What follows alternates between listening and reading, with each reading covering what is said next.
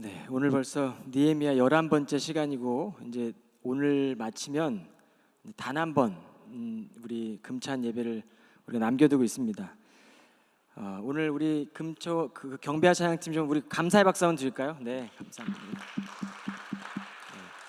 여러분, 오늘 제가 이렇게 아침에 교회 출근해서 보니까 여러분의 그 저녁 식사를 만들기 위해서 이른 점심부터 오셔가지고 준비하는 모습을 보면서 여러분 맛있게 드셨나요?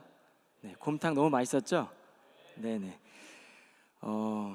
오늘 이제 벌써 제가 지난 9월 13일 비전을 잉태하라는 제목으로 느헤미야 강의를 시작했는데 두 달의 시간이 지났습니다. 오늘 벌써 느헤미야 11장 말씀인데 오늘 11장 1절과 3절까지 말씀을 읽고 제가 11장 말씀을 강의하도록 하겠습니다.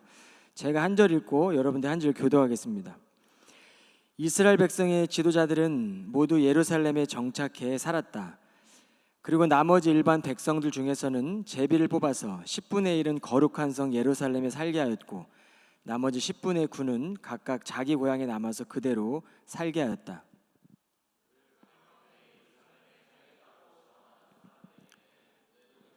칭찬하며 복을 빌어주었다. 거룩한 성 예루살렘에 정착하여 살게 된 각 지방 지도자들의 명단은 다음과 같다. 다른 이스라엘 사람들과 제사장들과 레위 사람들과 느디님 사람들 곧 성전 막 일꾼들과 솔로몬 왕을 섬기던 종들의 자손은 모두가 각자 물려받은 유다 여러 성읍에서 살았다. 아멘. 네, 오늘 말씀의 제목은 하나님의 섭리를 믿고 선택하라랍니다.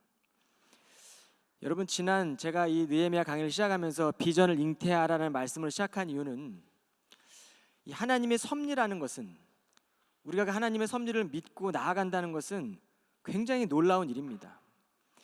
아이를 낳기 전에 부모는 이 출산의 모든 전 과정을 미리 준비해요. 계획을 세웁니다. 이 아이가 앞으로 사용해야 될 물품들, 태어나고 나서 아이를 위한 환경들 여러 가지들을 준비하는 게 부모예요. 이 아이가 태어나기 전까지 부모에게 아무것도 한 것이 없습니다. 그런데 부모는 아이가 태어나기 전부터 그를 위해 계획하고 준비하고 이 아이를 맞이하는 겁니다. 점점 몸은 무거워지고 고통의 날, 해산의 고통의 날은 다가오지만 기쁨으로 그날을 준비하는 거예요. 왜 그렇죠? 부모이기 때문에 그렇습니다. 그리고 또 왜 그렇죠? 자녀 그 존재 자체가 귀하기 때문에 그래요. 친아이만 그렇습니까?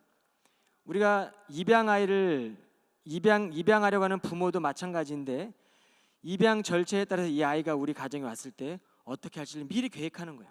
이 아이가 어떤 아이일지 세심하게 준비하고 계획을 세우죠. 내가 비록 배로서 이 아이를 출산시키지 않아도 이 아이의 모든 것들을 미리 준비하는 게 입양하기 전에 부모가 갖게 되는 계획들이에요. 이게 바로 섭리죠. 여러분이 자녀라는 존재 자체가 부모에게 중요하기 때문에 그렇습니다. 이 섭리 안에서 자녀는 성장하게 돼요. 그러면서 자라면서 부모에게 의존하지만 성장하면서 이제는 스스로 선택하게 되는 겁니다. 성장하고도 스스로 선택하지 못한다면 문제가 있는 거예요. 성장하면서 선택할 수 있는 능력을 길러가게 되는 게 바로 우리들입니다. 여러분, 영적으로 보면 하나님께서는 저와 여러분들을 일찍이 택하셨어요. 우리가 그리스도인이 되기 전부터 하나님은 계획이 있었다고요. 섭리가 있었고 사랑하는 하나님의 자녀를 만들기 위해서 하나님은 우리를 향한 꿈을 갖고 계획을 갖고 있었던 거예요. 그 하나님의 비전이 잉태하고 우리는 그리스도인이 되었습니다. 이게 바로 성도예요. 어떤 절차를 하나님이 준비하셨습니까? 자신의 아들을 십자가에 달리게 하셨어요. 죄로 죽어가던 우리를 위해서 하나님은 자신의 아들을 십자가에 달리게 하심을 우리에게 새로운 소망과 생명을 주시는 계획을 하셨다고요. 이러한 하나님의 계획을 염두에 두고 우리가 지난 느헤미야서 1장부터 쭉 한번 제가 살펴보려고 하는데, 하나님은 이 페르시아의 제국의 아닥사스다 왕 20년이 되기까지 느헤미야를 그곳에서 바사 제국에서 자라게 하셨어요. 그리고 그를 이 아닥사스다 왕의 술 맡은 관원장의 자리까지 올리셨어요. 당시 왕의 술 맡은 관원장은 고위직 관료직입니다. 여러분, 하나님께서 느헤미야를 이 중요한 직위에 올리게 한 하나님의 섭리가 무엇입니까? 어느 날 예루살렘을 사랑했던 그 형제 하나니가 예루살렘이 회파됐던 소식을 전하기 위해 1600km를 먼 길을 찾아와요. 그리고 느헤미야에게 이 소식을 전합니다. 그 소식을 들은 느헤미야는 4개월 동안 끙끙 앓아요. 그리고 4개월 동안 기도의 시간을 갖습니다. 그리고 4개월이 지난 어느 날 성전 소식을 듣고 슬픈 기색을 띠고 있는 느헤미야의 얼굴을 아닥스다 왕이 보게 돼요. 그 얼굴을 본 왕이 그에게 묻습니다. 슬픈 일이 있냐? 그때 느헤미야는 자신의 조상들이 묻혀있는 성읍이 황폐해졌다고 보고드려요. 이 말은 죽음을 각오하는 보고일 수도 있었습니다. 그런데 하나님은 왕의 마음을 감동시켰고 왕의 공감을 불러일으키고 왕이 느헤미야를 이해하고 예루살렘으로 파견해요. 이건 놀라운 하나님의 섭리입니다. 왕의 파견 명령을 받고 모든 지원을 받아서 예루살렘에 도착한 후에 느헤미야는 3일 만에, 그것도 한밤중에 아무도 모르게 몇 사람만 데리고 성벽을 시찰나갑니다. 직접 현장을 확인하고 상황을 다 파악한 후에 그는 성벽 재건의 계획을 세우게 돼요. 예루살렘 성벽은 총 10개의 문으로 되어 있는데 그날 밤에 느헤미야는 3개의 문을 확인합니다. 점검하고 계획을 세웠던 거죠. 그리고 난 뒤에 이제는 성벽을 재건한 일들을 하는데 수많은 방해를 해요. 성벽 재건한 일들 가운데 조롱과 비웃음과 원수들의 수많은 방해와 핍박 가운데 느헤미야는 성벽 재건을 계속 밀어붙입니다. 내부의 갈등은 없었습니까? 그 내부의 갈등 또한 그는 마치 몸을 수술하는 것처럼 해결해 나갔습니다. 자신이 솔선수범함으로 인해서 그가 50일 만에 그렇게 성벽을 재건했어요. 그리고 재건한 후에 느헤미야는 1차 포로 귀환 명단을 확인해요. 그리고 7장에 그 명단을 다 적었습니다. 바벨론에서 돌아온 사람들이 이 성이 무너져 있던 예루살렘에 성벽은 재건했지만 여전히 예루살렘 주변에 흩어져 살고 있었던 때예요. 그 상황을 느헤미야 7장 4절에서 확인합니다. 한번 보여주시겠어요? 7장 4절에 보면 당시 예루살렘 성읍은 아주 크고 넓었지만 그 성읍에 살고 있는 주민들은 얼마 되지 않았고 또한 제대로 지은 집들도 얼마 없는 상태였다. 그렇게 유대력의 7번째 달이 됐을 때 나팔절이라고 이스라엘 백성들이 신년에 모든 물문화 광장에 모여서 에스라에게 하나님 말씀을 낭독해달라고 요청을 해요. 그리고 이른 아침부터 정오가 될 때까지 그들은 말씀을 듣습니다. 에스라는 3시간씩 6시간씩 말씀을 낭독하면서 아침 동틀 때부터 정오까지 계속 읽어요. 그리고 그 말씀을 낭독하는 그 말씀이 있을 때마다 레위인들이 이것을 해석해주고 설명해줍니다. 말씀이 깨달아지니까 백성들은 손을 들고 아멘 아멘 하는 거예요. 하나님의 말씀 앞에 경외하는 마음으로 자신들은 낮아졌고 하나님이 높아지기를 원했어요. 이게 하나님 말씀이 임했을 때 일어나는 능력입니다. 하나님 말씀을 듣고 은혜를 받고 나니까 백성들이 하나님을 경외하는 거예요. 하나님을 경외하기를 믿음으로 선택하는 겁니다. 하나님 말씀에 믿음으로 반응하는 거예요. 아, 하나님의 섭리가 내 안에 느껴지니까 이전까진 몰랐는데 내가 하나님을 경외해야 되겠구나. 내 믿음의 선택인지 알고 내가 선택하는 그 순간에 하나님이 나를 향한 수천 년부터 계획했던 하나님의 역사의 드라마들이 내 안에 느껴지는 거예요. 세상에 많은 사람들은 인생의 주인 돼서 자신이 선택하고 결정하고 살아갑니다. 근데 하나님은 하나님의 사람들은 그렇지 않습니다. 역사의 주인 되시는 그리스도의 이름, 하나님을 내 삶의 주인으로 모시고 내가 믿음으로 선택하며 살아가는 거예요. 이게 바로 하나님의 섭리 안에서 믿음으로 선택하고 나아가는 성도들의 삶입니다. 여러분, 오늘 11장에 보면 이스라엘 백성의 지도자들은 모두 예루살렘에 정착해 살았다.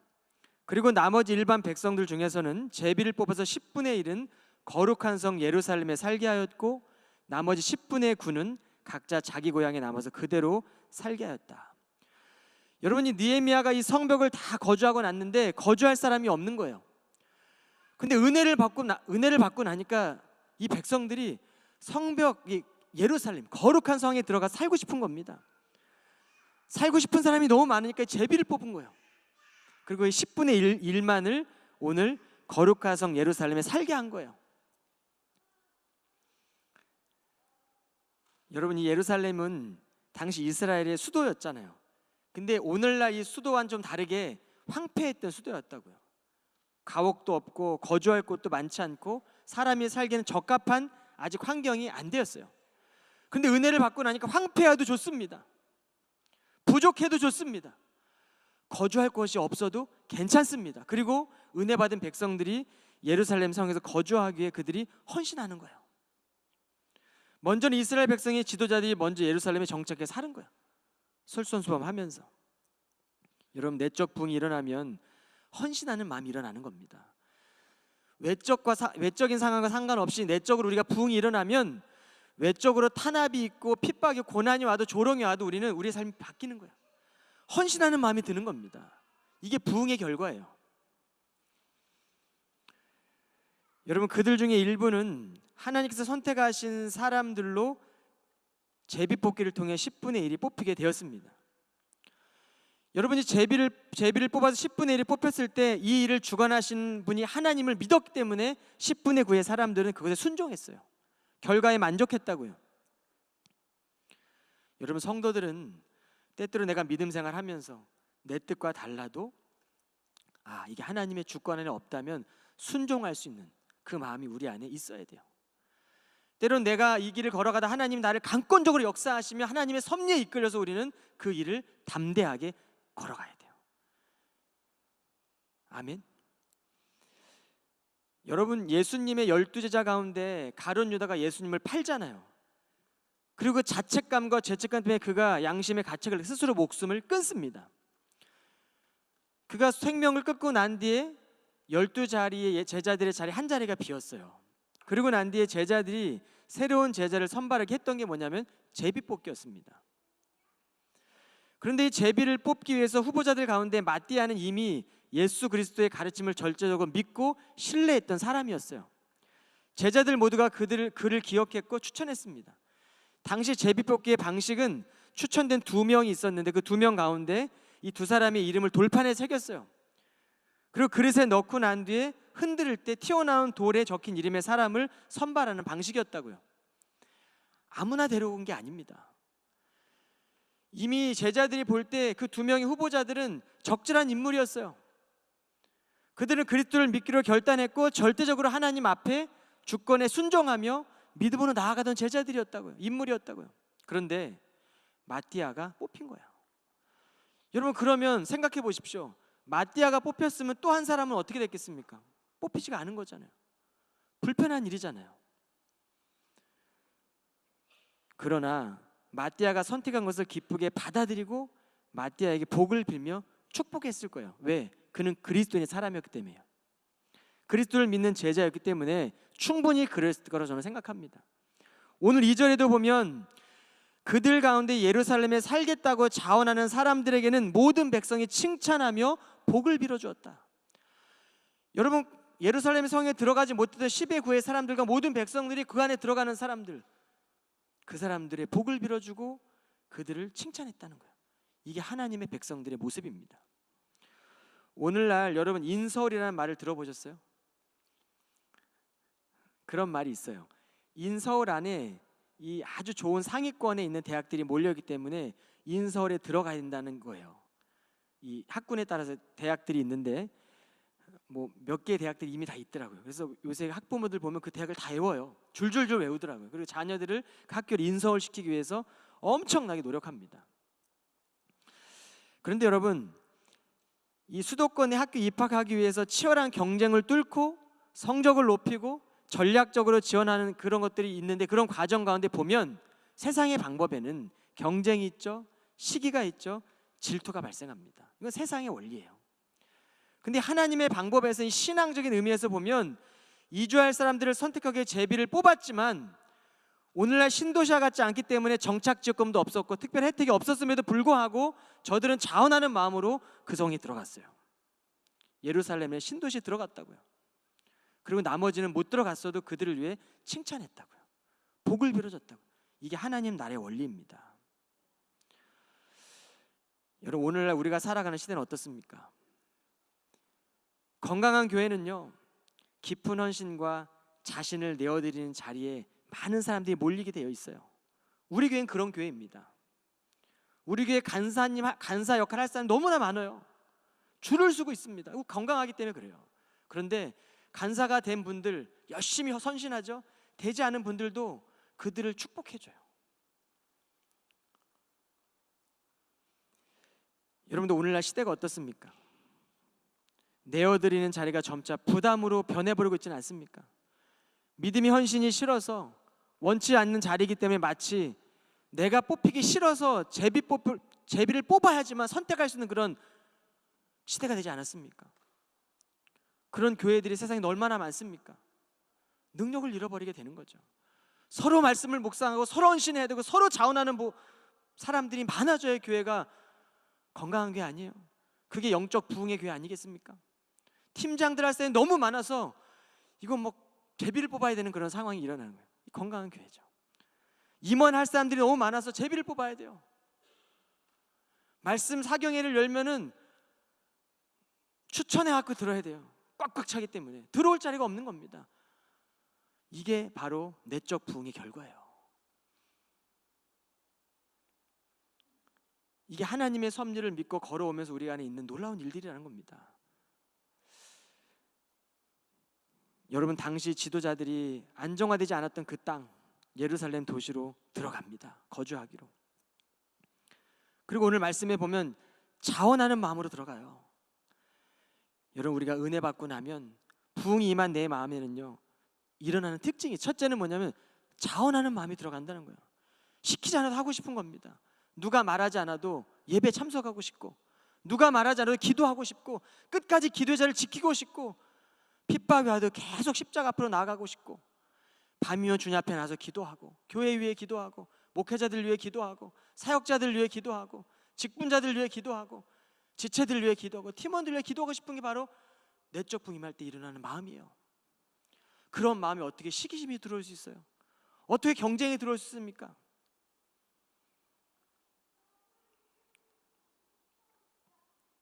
먹는 자는 먹지 않는 자를 업신여기지 말라고 그랬어요. 먹지 않는 자는 먹는 자를 판단하지 말라고. 이게 바울의 말씀입니다. 이게 내적 부흥이 일어나는 공동체에 일어나는 모습이에요. 누가 누구를 업신여길 수 있습니까? 누가 누구를 판단할 수 있겠습니까? 건강한 교회는 자발적으로 섬기는 사람들이 많아지는 겁니다. 자원하는 마음을 가지는 건 어떻게 해야 됩니까? 주의 십자가를 바라봐야 돼요. 예수님은 하늘의 영광을 버리시고 이 낮고 낮은 이 땅에 오셨잖아요. 말 구에 태어나셨고 이 땅에 오셨어도 머물 집시 없으셨어요. 마태복음 8장 20절에 보면 예수께서 이르시되 여우도 굴이 있고 공중의 새도 거처가 있을 때 인자는 머리 둘 곳이 없다 하시더라. 여러분, 주님은 사람들에게 버림받았습니다. 다 떠나갔어요. 제자들 다 떠나가고 십자가에 달리면서 그는 우리를 위해, 하나님의 사랑하는 영혼들을 위해 자원하는 마음으로 십자가를 지셨다고요. 왜 그랬습니까? 우리의 인생을 보면서 죄인들을 향해서 아파하는 마음이 있었던 겁니다. 죄인들을 향한 그 아파하는 마음을 통해 십자가에 달렸던 거예요. 느헤미야는 어떻습니까? 페르시아 황제의 최고의 자리에서 명예와 권력을 다 보장받고 있었어요. 근데 고국의 백성들이 고통받고 있다는 그 소식을 들었을 때 그는 가슴이 저며온 겁니다. 가슴이 아픈 거예요. 그리고 자원하는 마음으로 1600km 자신의 고국으로 달려간 거예요.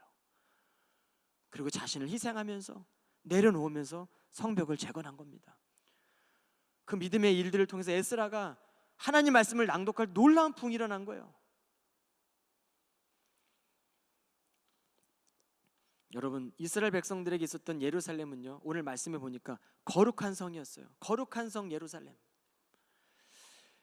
여러분이 거룩한 성이라는 것은 우리가 하나님을 깊이 만나는 자리입니다. 그냥 머리로 만나는 자리가 아니라 가슴으로 뜨겁게 만나는 자리예요. 여러분, 그때가 언제입니까? 정말 내가 하나님의 사랑을 깨닫고 내 눈에 눈물이 흐르고 내 가슴이 뜨거웠던 적이 언제예요? 그 경험이 우리를 자원하게 하는 거 아닙니까? 그 경험이 있을 때 우리가 희생하고 헌신할 수 있는 마음이 우리 안에 들어오지 않아요? 친밀한 교제를 통해 하나님의 이 풍성한 복을 누리는 거죠. 거룩한 성을 바라보세요. 이건 새하늘과 새 땅입니다. 믿음의 성도들은 계시록 21장 1절로 4절에 보면 그 후에 나는 새하늘과 새 땅을 보았습니다. 이전에 보던 처음 하늘과 처음 땅은 다 사라져버리고 바다도 더 이상 존재하지 않았습니다. 나는 또 하늘나라의 거룩한 도성 새 예루살렘이 하나님께로부터 하늘에서 내려오는 것을 보았는데 새 예루살렘은 마치 신랑을 위해 곱게 단장한 신부와 같았습니다. 이게 저와 여러분들이에요. 흰옷 입은 신부들, 주님을 기다리는 사람들, 주님의 길을 오는 길을 예비하는 사람들, 주님의 길을 예비하면서 기도하는 사람들, 주님의 길을 예비해서 예비하는 사람들, 고난이 와도 핍박이 와도 끝까지 하나님 말씀 붙들며 주의 길을 예비하는 사람이 바로 흰옷 입은 사람들이에요. 거룩한 성 예루살렘을 바라보는 사람들입니다. 그때 나는 하늘나라 보좌에서 큰 음성이 울려나오는 것을 들었습니다. 보라, 하나님의 집이 사람들 가운데 있다. 이제 하나님께서 사람들과 함께 계실 것이고 그들은 하나님의 백성이 될 것이며 하나님께서는 친히 그들과 함께 지내면서 그들의 하나님이 되실 것이다. 하나님께서 그들의 눈에서 모든 눈물을 몸소 닦아주실 것이니 이제 더 이상 죽음이 없고 다시는 슬픔도 우는 것도 아픈 것도 절대로 없을 것이다. 그것은 이전 것들이 다 사라져버렸기 때문이다.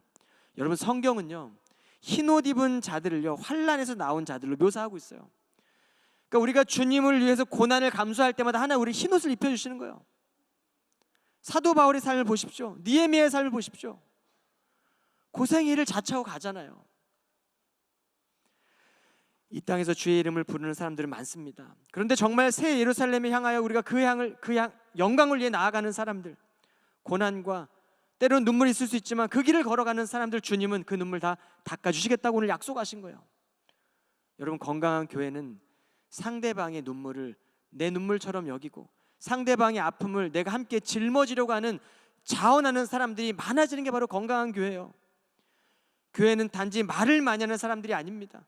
내 마음이 뜨거워지고 머리가 아니라 가슴으로 느껴지고 내 몸이 움직여지는 거예요. 헌신의 길로. 여러분, 이게 아름답고 건강한 공동체입니다. 여러분, 모든 성도가 자기 자신을 하나님께 드리는 삶을 살기 위해서 우리는 하나님의 섭리를 믿어야 돼요. 지금 내 생각대로 내 계획대로 일어나는 거 안 와도 하나님의 섭리를 믿는다면 우리는 그냥 걸어가면 돼요. 그리고 먼저는 내가 지금 하나님의 섭리 안에 있는가? 내가 지금 주님 앞에, 주님 안에 속하여 있는가? 되고 안 되고의 문제가 아니라 주님께 내게 내 마음이 속하여져 있는가? 내가 지금 주님 안에 인볼브되어 있는가가 굉장히 중요한 겁니다. 여기서부터 내적 부흥이 일어나는 거예요. 여기서부터 주님이 내 사랑하는 아들아 딸아 내 눈물 내가 닦아주겠다는 마음이 들려오는 겁니다.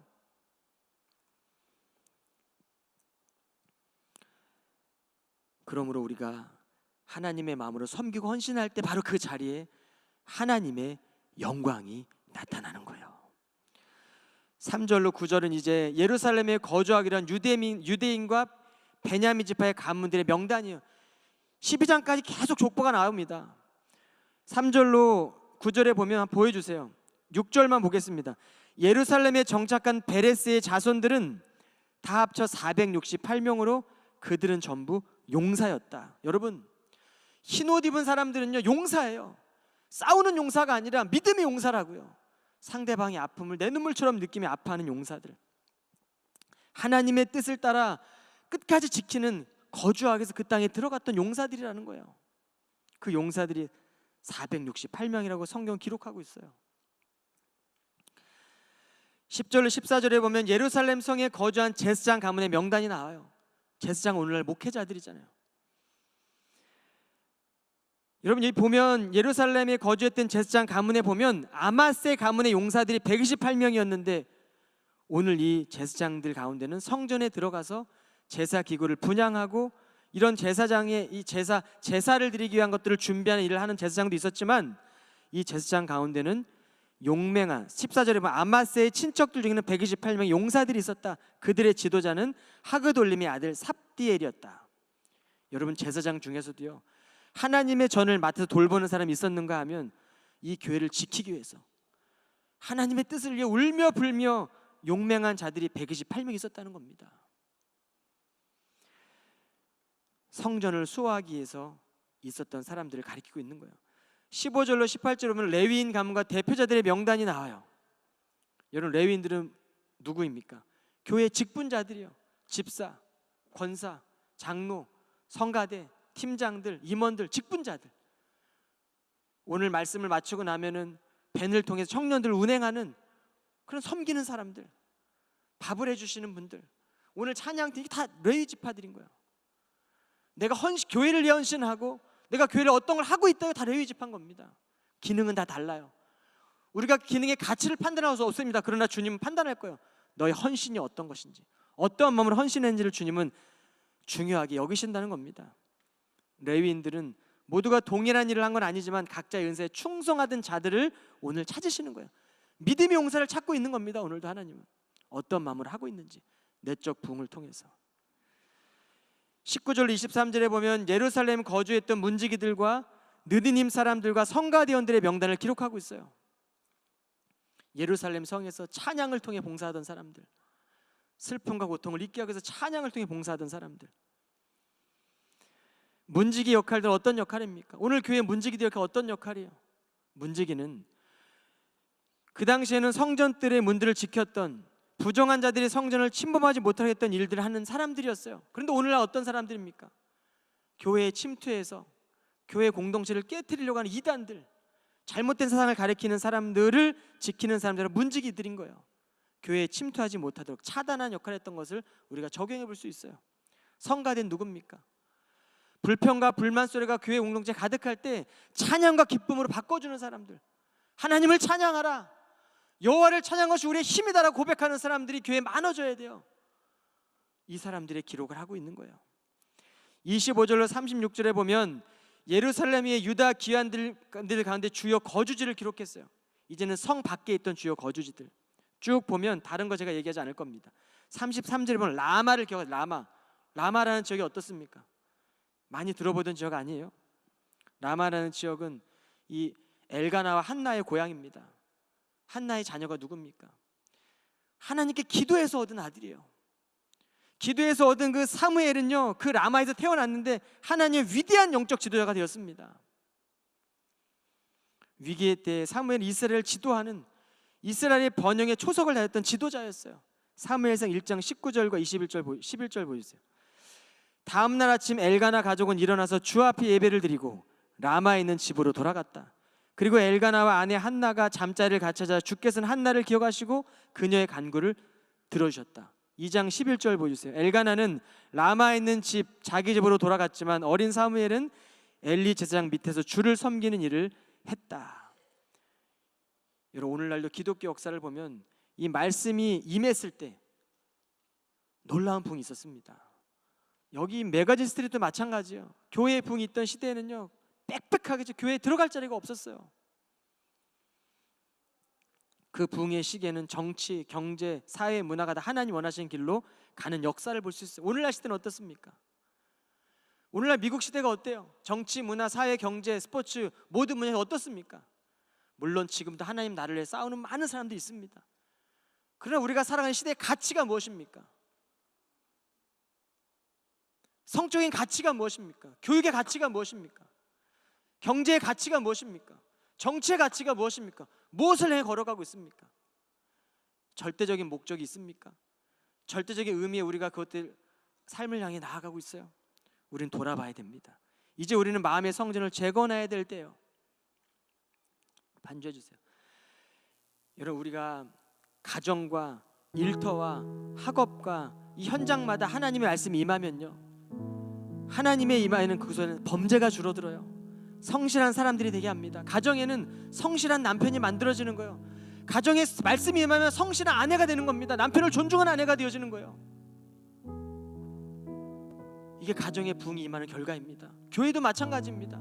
공동체도 마찬가지고 학교도 마찬가지요. 오늘 우리의 마음속에 하나님이 거하실 수 있는 성전이 되도록 기도합시다.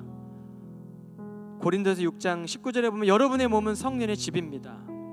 즉 여러분 안에는 하나님께로부터 주어진 성령이 상주하고 계시는 바 곧 성령의 집입니다. 여러분의 몸은 자신의 것이 아니에요. 여러분의 몸이 여러분의 것이 아니라고. 여러분의 마음이 여러분의 것이 아니잖아요. 내 것인 것 같으면 내 마음 하나 우리가 주체할 수 없는 것 얼마나 많습니까?